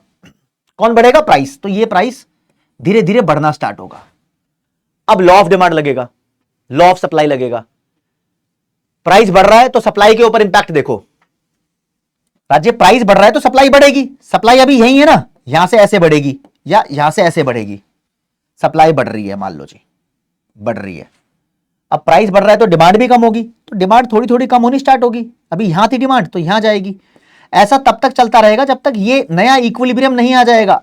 ये पुराना इक्विलिब्रियम था, नया नहीं आ जाएगा, और ये वाला प्राइस अचीव नहीं हो जाएगा। और एक नई क्वांटिटी जो यहां डिसाइड होगी, ये अचीव नहीं हो जाएगी। तो हमें लिखना पड़ता है, बड़ी आसानी से मैंने बता दिया, प्राइस भी बढ़ जाएगा, क्वांटिटी भी बढ़ जाएगी, लेकिन प्रोसेस बहुत खतरनाक था। इसी प्राइस पर पहले डिमांड इतनी बड़ी थी, फिर डिमांड ज्यादा होने के कारण प्राइस बढ़ने लगा। प्राइस बढ़ा है तो डिमांड फिर कम होगी और सप्लाई ये बढ़ेगी, तब जाके ये पॉइंट अचीव होगा। है तो बड़ा मुश्किल काम, लेकिन दोस्तों जितना मैंने शुरुआत में बताया था आप उसी तरीके से इसको एक्सप्लेन कर सकते हो। आपके पेपर में क्वेश्चन आएगा, ये रहा डायग्राम जिसके अंदर मैंने यहां पर भी क्वांटिटी दिखा दी एक्सेस डिमांड दिखाने के लिए, और ये स्टेप बाय स्टेप एक्सप्लेनेशन आपके पूरे 6 नंबर सिक्योर करने के लिए। अच्छा जी, ऐसा भी क्वेश्चन आ सकता है, कहता है market for good x is in equilibrium. Market equilibrium में है। Suppose price of it substitute good fall, substitute good का प्राइस फॉल हो गया। तो आपको यहां पर कॉन्सेप्ट पता होना चाहिए, डिमांड का चैप्टर अच्छे से आना चाहिए। माइक्रो इकोनॉमिक्स के हर एक चैप्टर का वन शॉट मेरे द्वारा पढ़ाया हुआ इस चैनल पे अवेलेबल है, इस बात को ध्यान रखना। हां, तो अब सब्स्टिट्यूट गुड का प्राइस फॉल होता है, मान लो पेप्सी का प्राइस फॉल हो गया तो कोका कोला की डिमांड गिर जाती है। तो जिसकी डिमांड गिरेगी उसका कर्व बनाना है। तो यहां पर डिक्रीज इन डिमांड का केस है, ठीक है। तो डिमांड डिक्रीज हो जाएगी। मान लो जी पहले ये डिमांड और सप्लाई कर्व थे, अब डिमांड इतनी हो गई। प्राइस पे देखो तो पहले क्वांटिटी डिमांड सप्लाई इतनी थी, अब इसी प्राइस पर डिमांड इतनी हो गई, इतनी मान के चलो। डिमांड कम है, सप्लाई ज्यादा है, तो ऐसे में प्राइस गिरेगा। प्राइस गिरेगा तो डिमांड थोड़ी सी और बढ़ जाएगी और सप्लाई थोड़ी सी और कम हो जाएगी। अब इस चीज को मैं डिमांड कर्व से ऐसा दिखाऊंगा, थोड़ा सा बढ़ना, और सप्लाई कर्व से थोड़ा सा कम होना, तब तक जब तक ये नया इक्विलिब्रियम पॉइंट अचीव नहीं होता। इतना घुमा फिरा के भी बना सकते थे आप, इतना सिंपल डायग्राम भी बना सकते हो। एक्सप्लेनेशन स्टेप बाय स्टेप आप लोगों के लिए लिखी हुई है। स्क्रीनशॉट लेना चाहो स्क्रीनशॉट ले लो, सामने से हट गया। नोट्स डाउनलोड करना चाहो तो पेस बैच के अंदर आप नोट्स भी इसके डाउनलोड कर सकते हो। अच्छा जी, मैंने कराया क्या आपको दोस्त, मैं तो आपको ये करवा रहा हूं कि भैया डिमांड सप्लाई में चेंज आने से इक्विलिब्रियम प्राइस क्वांटिटी पे क्या चेंज आएगा। अब सिंपल सिंपल करेंगे, सीधा सीधा। डिमांड का कर लिया, मान लो जी मार्केट ऑलरेडी इक्विलिब्रियम में है।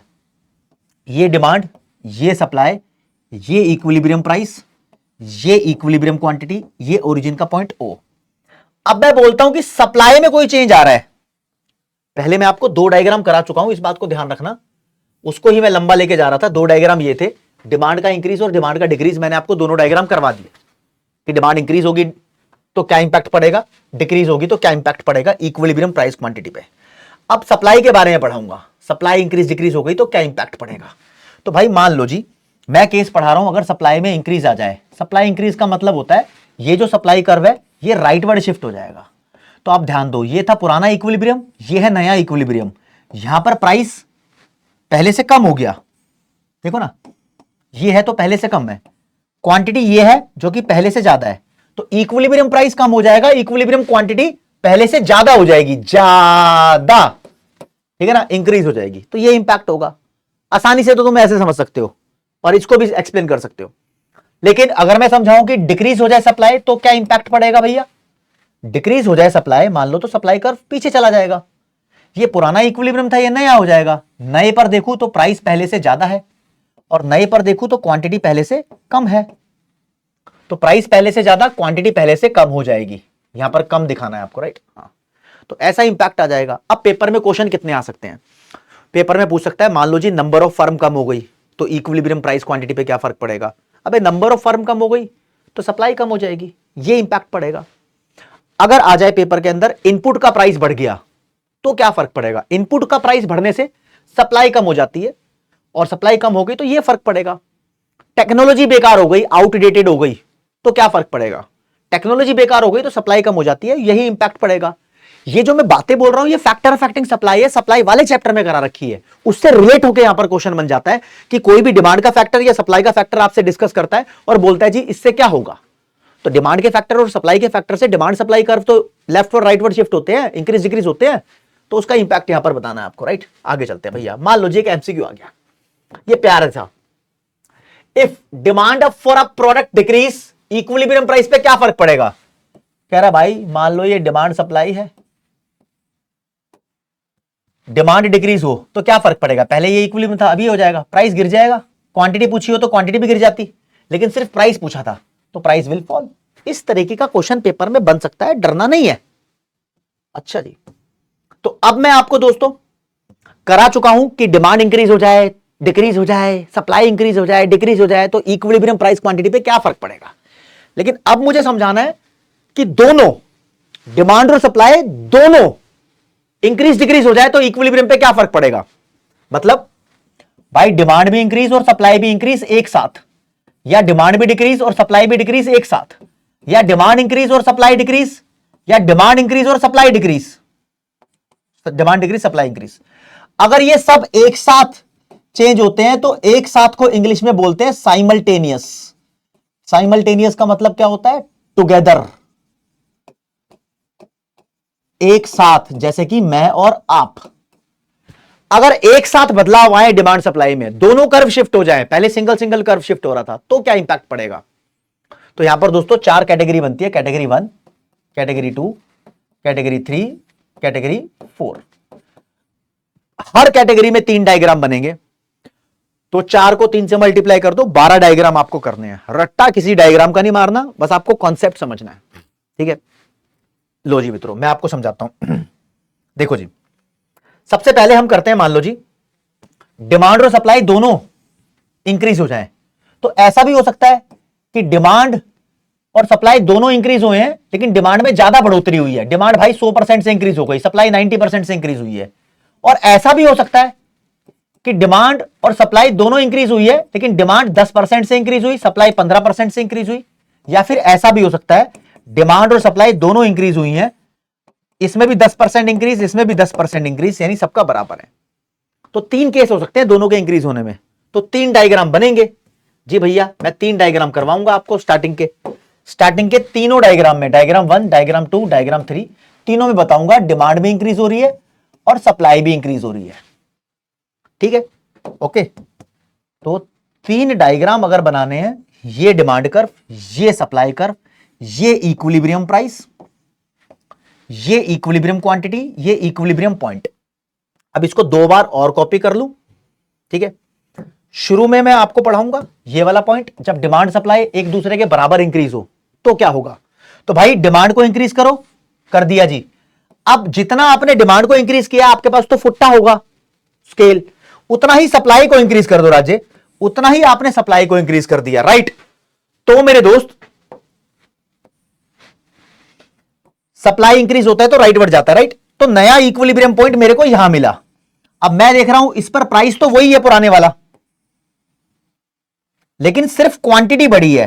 तो मेरा आंसर आएगा, अगर डिमांड सप्लाई दोनों एक दूसरे के इक्वल प्रोपोर्शन में इंक्रीज हो, when increase in demand is equal to the proportionate increase in supply, then equilibrium price will remain constant, no change, but equilibrium quantity will increase, quantity increase हो जाएगी, ये impact आएगा। अच्छा जी, लो जी, अब मैं दूसरा करवाता हूं जहां पर डिमांड का इंक्रीज ज्यादा है एज कंपेयर टू सप्लाई का इंक्रीज। डिमांड का इंक्रीज ज्यादा है मतलब अगर मान लो जी सप्लाई इतनी इंक्रीज हुई है अपनी मर्जी से, तो डिमांड इससे ज्यादा इंक्रीज करके दिखाओ। मतलब सप्लाई में थोड़ा सा इंक्रीज है, डिमांड में ज्यादा इंक्रीज है। तो देखो दोनों के दोनों नए कर्व ने एक दूसरे को यहां काटा तो नया इक्विलिब्रियम पॉइंट ये आया। यहां पर प्राइस पहले से ज्यादा और क्वांटिटी भी पहले से ज्यादा है, तो इक्विलिब्रियम प्राइस भी ज्यादा और इक्विलिब्रियम क्वांटिटी भी ज्यादा, ये हमारा कंक्लूजन बन गया। अच्छा जी, तीसरा केस कराता हूं जहां पर डिमांड का इंक्रीज कम है, सप्लाई का इंक्रीज ज्यादा है। तो जिसका इंक्रीज कम है पहले वो कर दो, थोड़ा सा डिमांड इंक्रीज हो गई। सप्लाई का ज्यादा है तो सप्लाई को बहुत ज्यादा इंक्रीज कर दो, नया इक्विलिब्रियम पॉइंट आया ये। इस पर प्राइस देखो पहले से कम और क्वांटिटी देखो पहले से ज्यादा, तो प्राइस डिक्रीज है, क्वांटिटी इंक्रीज है। तो ये 3 डायग्राम बनाए हमने, राइट। ऐसे ही और भी केस बनेंगे, अभी आपको कराता हूं मैं। देखो अब हम करेंगे डिमांड और सप्लाई दोनों का गिरना। अब दोनों ये बराबर भी गिर सकते हैं, है ना, और ऐसा भी हो सकता है कि डिमांड ज्यादा गिर जाए और ऐसा भी हो सकता है कि सप्लाई ज्यादा गिर जाए। 3 केस बनेंगे, दोनों को गिरा रहे हैं राज्य। यहां पर टेबल आपके लिए बना के लाया हूं मैं। अब डायग्राम हमारा ये चौथा, पांचवा, छठा कहलाएगा। यहां पर डिमांड भी गिरेगी और सप्लाई भी गिरेगी, राइट। डायग्राम बना लेता हूं, ये डिमांड कर्व, ये सप्लाई कर्व। इसको बनाने की तो आदत आपको लग जाएगी। ये प्राइस, ये क्वांटिटी, राइट। कॉपी कर लेता हूं 2 बार और इसको, क्योंकि 3 डायग्राम दिखाऊंगा, 3 अलग अलग दिखाता हूं। सबसे पहले मैं आपको दिखाना चाहता हूं कि दोनों इक्वली डिक्रीज हो, डिमांड और सप्लाई।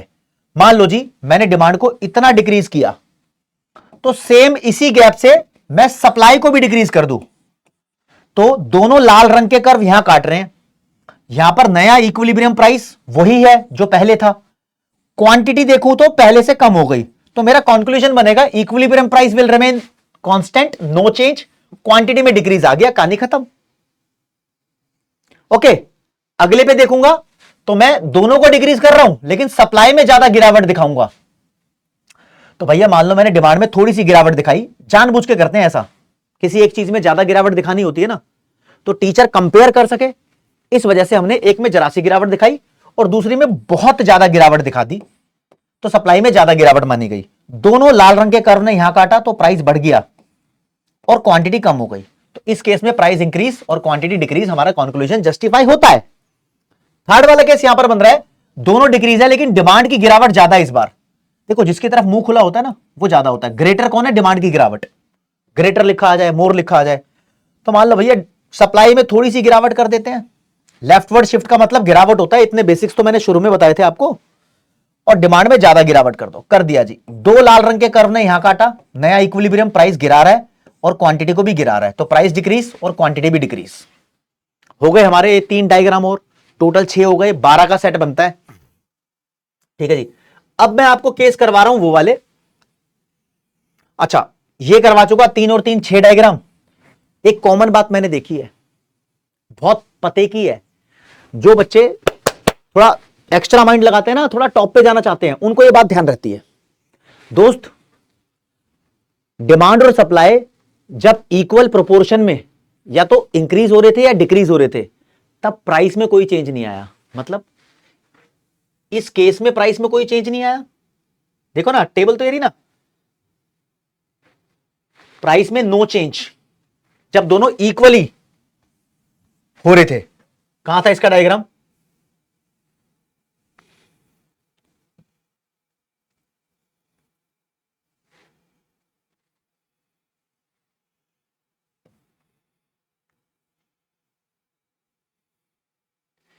ये रहा, है ना, कोई चेंज नहीं आया प्राइस में। और जब दोनों इक्वल रेशो में डिक्रीज हो रहे थे तब भी प्राइस में कोई चेंज नहीं आया था, नो चेंज। ये पॉइंट टू बी नोटेड है, when demand and supply both changes in the same direction.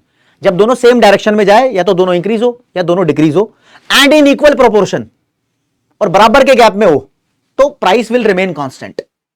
अच्छा जी, तो भाई ये क्वेश्चन अगर पेपर में आ जाए तो तुम्हें बहुत गंदे तरीके से डराएगा। देखो क्वेश्चन कितना खतरनाक बनाया हुआ है। Market for a good is in equilibrium. Market equilibrium में there is simultaneous decrease in both demand and supply, कहता है डिमांड सप्लाई दोनों में डिक्रीज हो रहा है, तो explain its effect on market price. दोनों में डिक्रीज हो रहा है तो मार्केट प्राइस के ऊपर क्या इफेक्ट आएगा? अबे भाई ये तो क्लियर ही नहीं करा, दोनों में डिक्रीज तो हो रहा है। अबे दोनों में डिक्रीज करोगे तो 3 केस बन सकते हैं, क्लियर नहीं करा ना, तो तीनों केस के बारे में बताना पड़ेगा, केस 1, केस 2, केस 3, तीनों के डायग्राम बनाने पड़ेंगे। तो ये रहे तीनों केस भाई, तीनों के डायग्राम मैंने आपको बनाने दिखाए हैं। थ्योरी क्या लिखनी है वो मैंने कंटेंट में आपको यहां डाल दिया है, क्योंकि वहां पर क्लैरिटी नहीं है। अब दोस्तों मैं आपको कराऊंगा अपोजिट डायरेक्शन वाले केस, यानी डिमांड इंक्रीज हो रही है तो सप्लाई डिक्रीज, या डिमांड डिक्रीज हो रही है तो सप्लाई इंक्रीज। इसमें भी 3-3 केस बनेंगे, समझ रहे हो? फॉर एग्जाम्पल मान लो मैं ये करवा रहा हूं आपको, डिमांड और सप्लाई दोनों में चेंज आ रहा है, एक इंक्रीज। मान लो जी सप्लाई इंक्रीज हो रही है, डिमांड की डिक्रीज के बराबर है वो, ये भी बन सकता है केस। या सप्लाई का इंक्रीज ज्यादा है, या सप्लाई का इंक्रीज कम है डिमांड के डिक्रीज से। 3 केस बन सकते हैं, 3 इसमें बनेंगे। करवा देता हूं आपको मैं, तब मजा आएगा, खत्म ही होने वाला है बस। लो जी,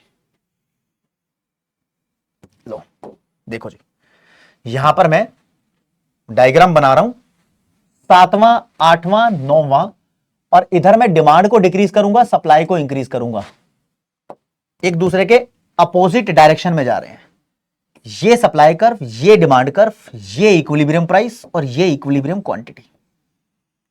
टच कर देना भाई। प्रेजेंटेशन का ध्यान रखना, वाई एक्सिस पे प्राइस इन रुपीस और एक्स एक्सिस पे क्वांटिटी इन यूनिट्स लिखना ही है। शुरू में बहुत अच्छे तरीके से आपको बताया था। चलो जी भाई साहब, इसको 2 बार और कॉपी कर लेता हूं। लो जी मित्रों, क्या करूं राजे? देखो जी, सबसे पहले बताऊंगा डिमांड डिक्रीज होगी, सप्लाई इंक्रीज होगी, लेकिन दोनों का गैप इक्वल होगा। इक्वल गैप मतलब इक्वल प्रोपोर्शनेट में, मतलब अरे सप्लाई को इंक्रीज करना है तो सप्लाई राइटवर्ड शिफ्ट, लेकिन इतने ही गैप में मैं डिमांड को डिक्रीज करूंगा, ये डिमांड डिक्रीज हो गई। डिमांड डिक्रीज है, सप्लाई इंक्रीज है, दोनों बराबर, तो भाई साहब नया इक्विलिब्रियम पॉइंट ये आएगा। पहले वाला ई था तो नए वाला E1। यहां पर देखो प्राइस कम है तो क्वांटिटी कांस्टेंट है, तो प्राइस डिक्रीज हो गया लेकिन नो चेंज इन क्वांटिटी आया है। ये मेरा केस बन गया। अगला 8वें नंबर का कराऊंगा। यहां पर डिमांड का डिक्रीज, सप्लाई का इंक्रीज होगा, लेकिन सप्लाई में ज्यादा इंक्रीज होगा, तो डिमांड में थोड़ा सा डिक्रीज कर देता हूं जानबूझ के, ताकि टीचर चेक करने वाला कंपेयर कर ले। सप्लाई में बहुत ज्यादा, तो साफ दिख रहा है कि सप्लाई का बहुत ज्यादा इंक्रीज हुआ है। तो नया पॉइंट ये आया जहां पर दोनों पीले रंग ने काटा, प्राइस गिरा, क्वांटिटी बढ़ी, प्राइस गिरा, क्वांटिटी बढ़ी, ये हमारा कंक्लूजन आ गया। 3rd नंबर का देखो भाई साहब, डिमांड का डिक्रीज ज्यादा होगा, सप्लाई का इंक्रीज कम होगा, तो सप्लाई का इंक्रीज थोड़ा सा कर दो, डिमांड का इंक्रीज बहुत सारा कर दो। ऐसे एक्स एक्सिस को काट के नहीं जानी चाहिए तुम्हारी लाइन, कभी भी ध्यान रखना। हाँ, डायग्राम गलत माना जाता है, ऐसे कर दो बस, ठीक है ना। हाँ, डिमांड का डिक्रीज बहुत ज्यादा। नया पॉइंट ये है जहां पर दोनों नए कर्व ने काटा, प्राइस कम, क्वांटिटी कम, तो प्राइस भी डिक्रीज, क्वांटिटी भी डिक्रीज, सॉर्टेड। अगर मैं इसके अपोजिट आपको बताऊं दोस्तों, 10वां, 11वां, 12वां डायग्राम, इधर मैं अब डिमांड को इंक्रीज करना चाहूंगा। पहले डिमांड डिक्रीज किया था ना, और सप्लाई डिक्रीज करना चाहूंगा। 10वां, 11वां, 12वां डायग्राम यहां बनेगा। लो जी, कैसे बनेगा? कलरफुल कर देते हैं थोड़ा सा इसको। सप्लाई, डिमांड, ये मेरे ओरिजिनल कर्व बन रहे हैं। इक्विलिब्रियम प्राइस ये रहा, इक्विलिब्रियम क्वांटिटी ये रही, ये रहा ओरिजिनल, ये रहा ई। इसको 2 बार और कॉपी कर लूं। लो जी, सबसे पहले मैं आपको बताऊंगा कि डिमांड सप्लाई दोनों में चेंज हो रहा है, एक इंक्रीज एक डिक्रीज, लेकिन बराबर। चलो जी, डिमांड को इंक्रीज करना है, सप्लाई को डिक्रीज, सप्लाई को डिक्रीज किया। अब डिमांड को इसी गैप से इंक्रीज करना है, कर दिया। एक डिक्रीज, दूसरा इंक्रीज, इक्वल रेशो में। तो नए कर्व ने एक दूसरे को यहां काटा। यहां प्राइस तो पहले से ज्यादा दिखाई पड़ रहा है, लेकिन क्वांटिटी वही है, तो प्राइस इंक्रीज, क्वांटिटी में नो चेंज। तो देखो भाई, जब जब डिमांड और सप्लाई इनवर्सली मूव करते हैं, इनवर्सली मतलब एक दूसरे के अपोजिट डायरेक्शन में, और इक्वल रेशो में मूव करेंगे, तो क्वांटिटी विल रिमेन कांस्टेंट। जब डिमांड सप्लाई दोनों सेम डायरेक्शन में जा रहे थे, चाहे बढ़े या कम हो, और रेशो बराबर हो, तो प्राइस में चेंज नहीं आ रहा था। अगर दोनों इनवर्स जा रहे हैं और सेम रेशो हो, तो क्वांटिटी में चेंज नहीं आ रहा। ये बात लिख के दूंगा अभी मैं, ठीक है। अगला केस, अब मुझे दिखाना है मेरे दोस्त, डिमांड इंक्रीज है, सप्लाई डिक्रीज है, लेकिन डिमांड का बदलाव थोड़ा ज्यादा है, तो सप्लाई को थोड़ा सा डिक्रीज करो, हो गया जी। डिमांड को इंक्रीज कर दो बहुत ज्यादा, हो गया जी। नया इक्विलिब्रियम दिखा रहा है कि प्राइस ज्यादा है और क्वांटिटी भी ज्यादा है, तो प्राइस भी ज्यादा है, क्वांटिटी भी ज्यादा है। लास्ट वाला डायग्राम, यहां आ जाओ, इधर मैं दिखाऊंगा पीले रंग से कि डिमांड और सप्लाई में सप्लाई की गिरावट ज्यादा है, डिमांड की बढ़ोतरी थोड़ी सी है, तो डिमांड की थोड़ी सी बढ़ोतरी कर दो, सप्लाई की गिरावट बहुत ज्यादा कर दो, थोड़ी सी बढ़ोतरी गिरावट बहुत ज्यादा। नया इक्विलिब्रियम ये, तो प्राइस पहले से ज्यादा और क्वांटिटी पहले से कम, प्राइस इंक्रीज और quantity decrease. These are the 12 diagrams.